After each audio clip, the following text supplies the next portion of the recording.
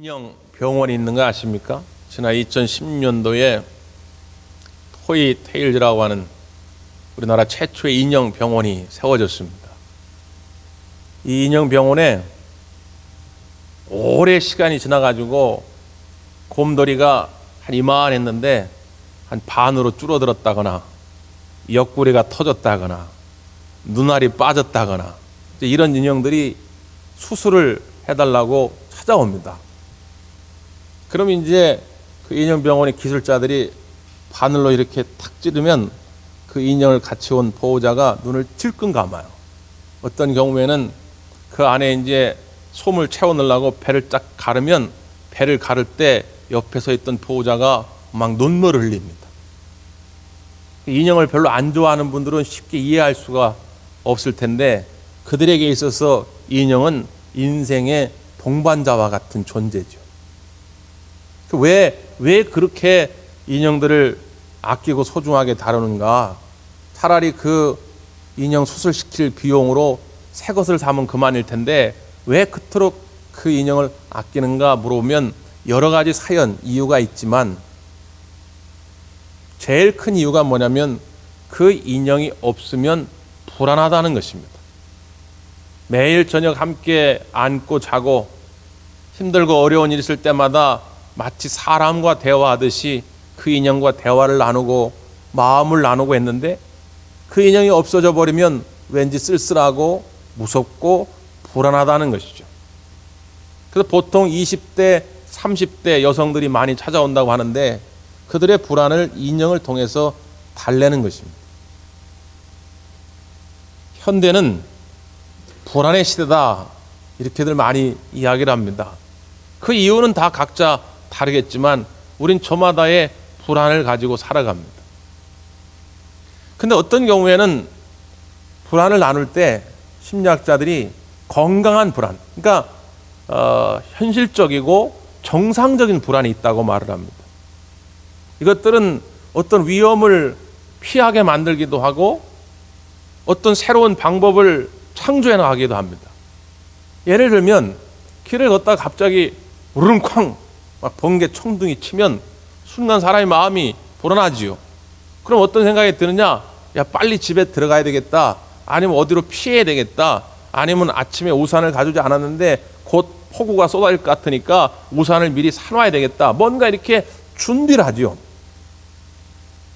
그냥 우리가 살아가면서 이런저런 그런 정상적이고 현실적인 불안들은 경험하는데 문제는 이것 말고 비정상적인 비현실적인 불안들이 있더라는 거죠.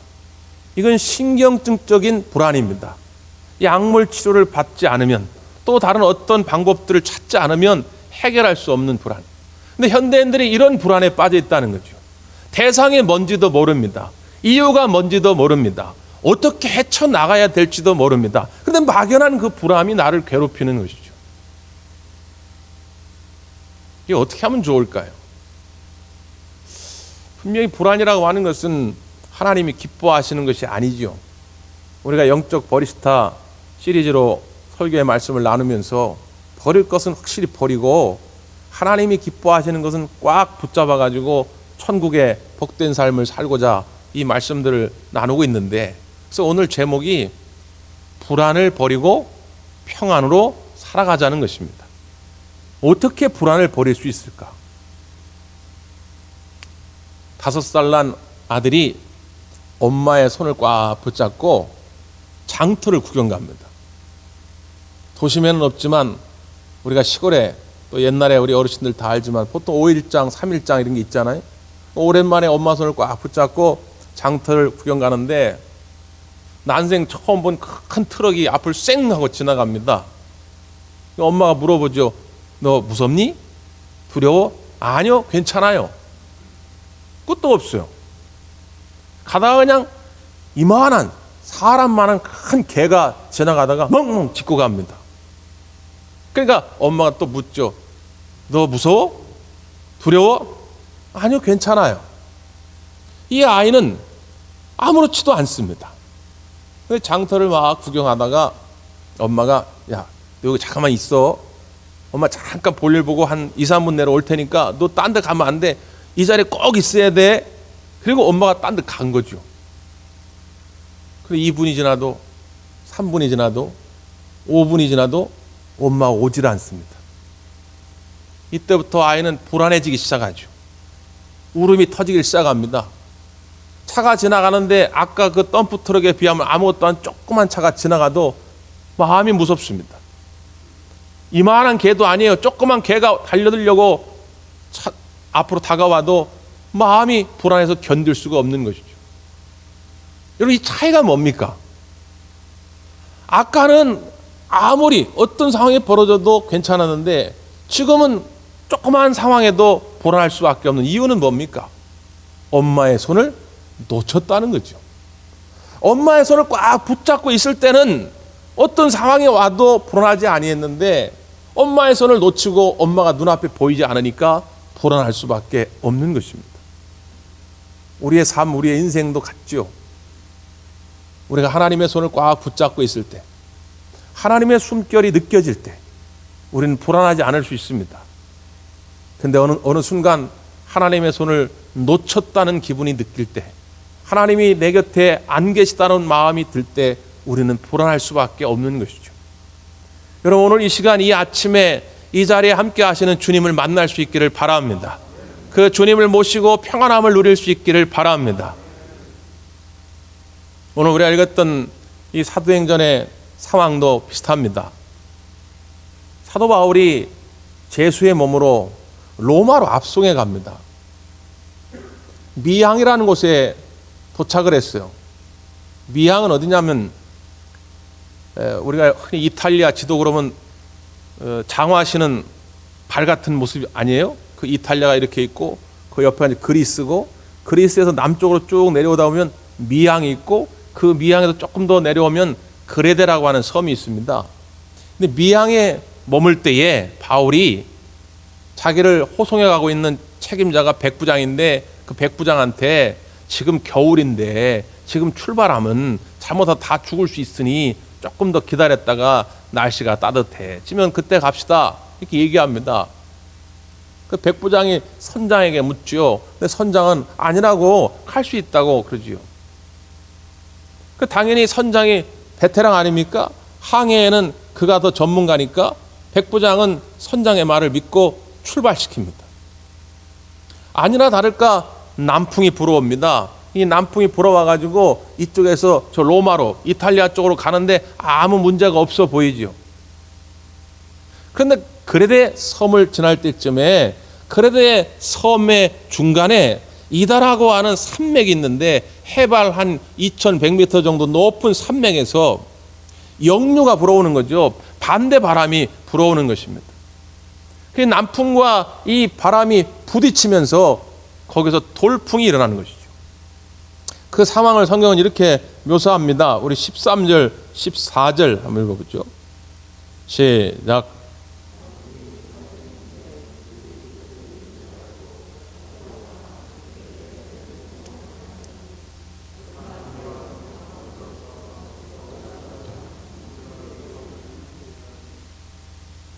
유라굴로 라틴어인데요. 유라라는 말은 동풍이란 뜻이고 아굴라라는 말은 북풍이란 뜻인데 유라와 아굴라라고 말이 합쳐져 가지고 유라굴로 북동풍의 바람이 불게 된 것입니다.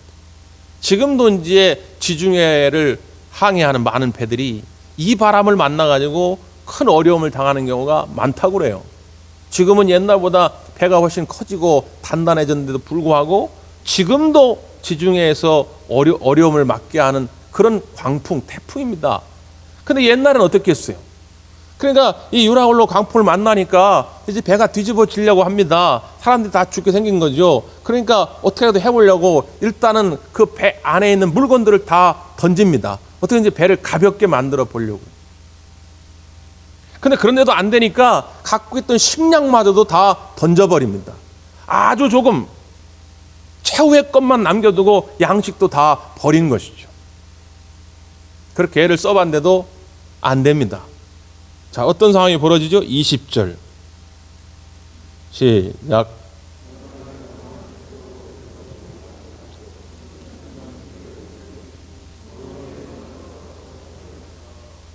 여러 날 동안 그렇게 고생을 하고 노력을 해보았는데도 안 됩니다. 해도 안 보입니다. 달도 안 보입니다. 별도 안 보입니다. 먹구름은 그대로 있습니다. 그러니까 사람들이 어떤 상태로 빠지냐? 구원의 여망마저 없어졌더라. 살 소망이 없어졌다는 거죠. 그들은 심각한 불안과 두려움 속에 빠져들 수밖에 없게 되었다는 것입니다. 여러분, 이런 상황이면 어떻게 해야 될까요? 그리스도인이라면, 믿음의 사람이라면 어떻게 해야 될까요? 자, 바울을 보세요. 바울은 이렇게 선언합니다. 22절 시작.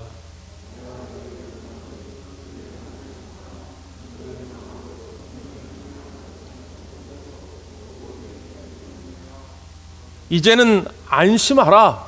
너희 중 생명에는 아무런 손상이 없을 것이다. 물론 배가 조금 파손되는 경우는 있을 수 모르지만 생명은 단 한 사람도 상함이 없을 것이다. 아니, 이런 배짱, 이런 용기가 어디서 나오냐 말이죠. 다른 사람들은 다 죽게 생겼다고 하는데 불안감에 어찌할 줄 모르고 지금 당황해하고 있는데 어떻게 바울은 이렇게 담대하게 선언할 수 있었냐 말이죠. 우리 사랑하는 대원가족 성도 여러분들이 불안의 이 시대에 가는 곳마다 하나님의 나팔수가 되어서 너희는 안심하라. 하나님이 생명을 지켜주실 것이다. 하나님이 생명을 구원해 주실 것이다. 이렇게 담대하게 선포할 수 있기를 바랍니다. 어떻게 그럴 수 있을까요? 자, 그 다음 말씀 23절 24절 시작.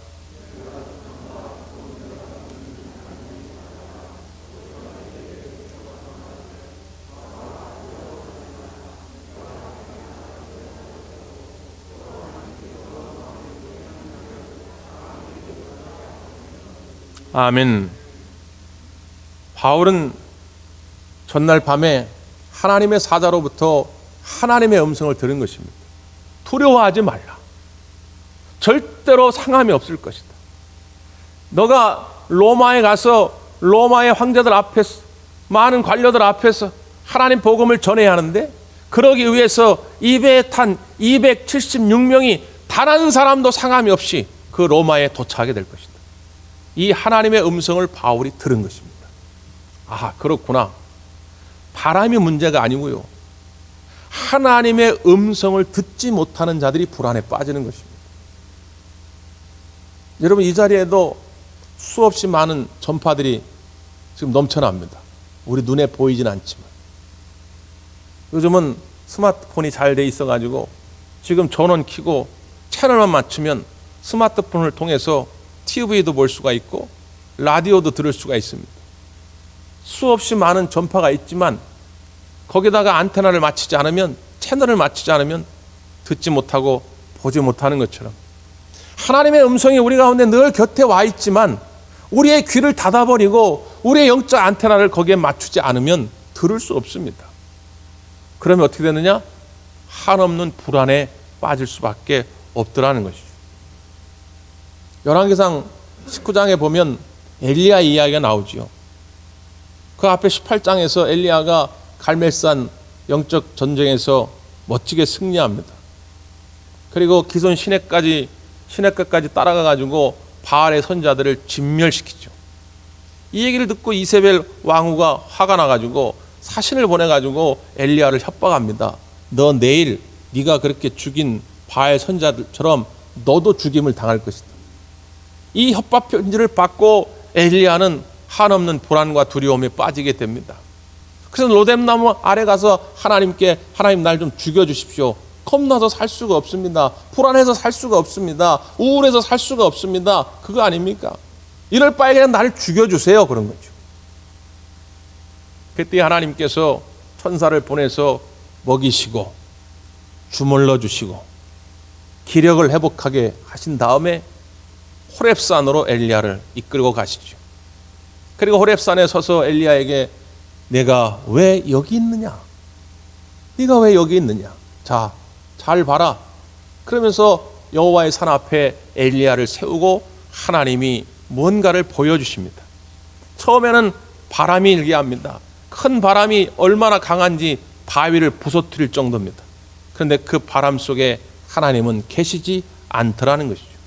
그 다음 지진이 일어납니다. 그런데 큰 지진 가운데도 하나님은 계시지 않더라는 것이죠. 그 다음은 큰 불이 일어납니다. 그런데 그 불길 가운데도 하나님이 계시지 않더라는 것이죠. 그리고 그 다음에 세미한 소리, 세미한 음성이 들리더라는 것입니다. 그 세미한 음성 가운데 하나님이 계시더라는 것이죠. 엘리야는 바람을 바라볼 때 그런 생각을 했겠죠. 아, 그렇지. 하나님은 그런 분이야. 저 큰 바람으로 저 이세벨을 그냥 확 어떻게 죽여버리든지 날려버리시든지 뭔가 하나님이 하실 거야. 이런 마음을 먹었겠죠. 그런데 거기에 하나님이 계시지 않더라는 거죠. 지진이 일어났을 때 옛날 고라 일당들이 말이지 모세와 아론 앞에 대들어가지고 영적 지도자를 괴롭힐 때 하나님께서 그 고라 자손들을 그냥 그 지진 가운데 다 삼켜버리게 하신 것처럼 저 이세벨을 지진으로 하나님이 확 삼켜버리시겠지.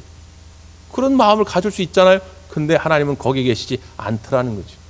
불길이 임할 때도 갈멜산에서 불이 임한 것처럼 하나님이 불이 임하셔가지고 저 궁궐에 있는 이세벨을 확 불태워 어떻게 하시겠지. 그런데 불 가운데도 하나님이 계시지 않더라는 것이죠. 어디에요? 세미한 음성 가운데.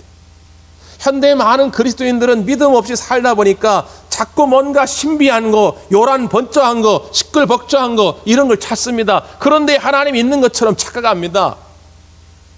그러나 하나님은 그런 것이 계시지 아니하고 세미한 음성 가운데 계시더라. 오늘 이 아침에도 이 말씀 가운데 하나님은 함께 하시는 줄 믿습니다. 이걸 들을 줄 알아야 한다는 것이죠. 1990년도에 로마 노벨 평화상 후보에까지 올랐던 엘리나라고 하는 여인이 있습니다. 그의 별명이 노인들의 어머니라 이렇게 불려질 정도로 노인들을 아주 극진히 잘 섬겼던 그런 여인이죠. 원래부터 그가 그런 일을 했던 것은 아닙니다. 원래 젊은 시절 중국의 선교사가 꿈이었는데 어느 날 폐병에 걸립니다. 보통 사람 같으면 하나님, 내가 선교사로 나가려고 거룩한 꿈을 꾸었는데 왜 나를 폐병 환자로 만들었습니까? 원망할 만하죠. 근데 그는 그렇게 하나님을 원망하지 않고 이렇게 기도했다고 그래요. 하나님, 이 병든 몸으로 그럼 나는 무엇을 해야 합니까? 병들어서 중국으로 갈 수는 없지만 내가 이 병든 몸으로 해야 하는 것이 무엇입니까? 물을 때에 하나님이 그 마음속에 어떤 음성을 들려주셨냐면 내가 있는 자리에서 선교하라는 것입니다. 그래서 그는 시골에서 농사를 지어서 거기서 나온 소득을 가지고 중국 선교를 위한 기금을 마련합니다.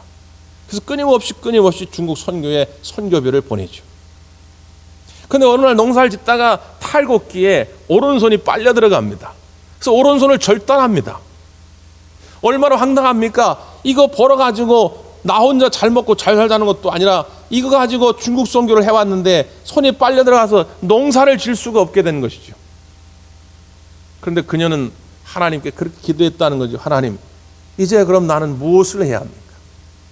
그때 하나님이 또 그에게 들려주었던 음성은 남은 한 손으로 할 수 있는 일을 하라는 것입니다. 그래서 그 농지를 정리하고 그곳에 양로원을 세운 겁니다. 그리고 경제력이 여의치 못해서 돌봄을 받을 수 없는 노인들을 모셔다가 그들을 극진하게 사랑으로 보살피게 된 것이죠. 사랑하는 성도 여러분, 오늘도 우리가 하나님 앞에 하나님 내가 무엇을 해야 합니까? 라고 묻는다면 하나님은 여전히 우리 가운데 말씀하실 줄 믿습니다.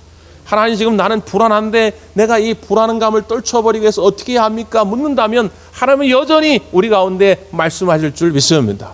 그 하나님의 음성이 여전히 들려지고 있다고 하는 것이죠. 그런데 왜 우리가 말씀의 그 능력 앞에서 하나님의 능력을 경험하지 못할까요? 자, 그 다음 말씀을 한번 보세요. 25절입니다. 25절 시작.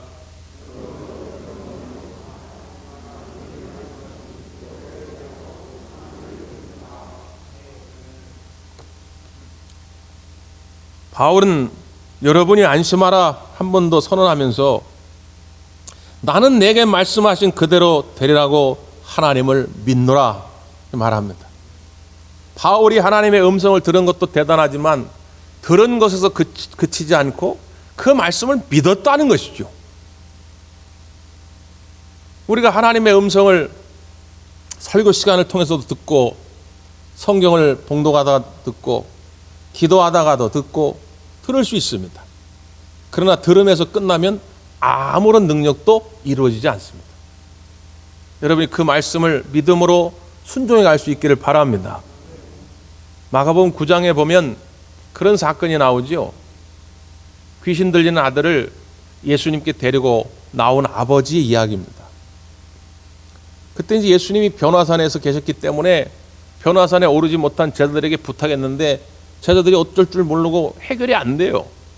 그러다 이제 변화산에서 예수님 내려오시고 나서 그 아비에게 이렇게 묻죠. 언제부터 이 아이가 그랬느냐? 그랬더니 그 아비가 하는 말이 어렸을 적부터입니다. 어렸을 적. 그러니까 아주 오래됐다는 얘기예요. 귀신이 우리 아들을 불과 못에 자주 던지나이다. 불과 못에 자주 던진다는 것은 자기 의지를 잃어버리고 미친 사람처럼 자기가 그냥 스스로 불덩이에 뛰어드는 거예요. 물에, 연못에 그냥 뛰어드는 거예요.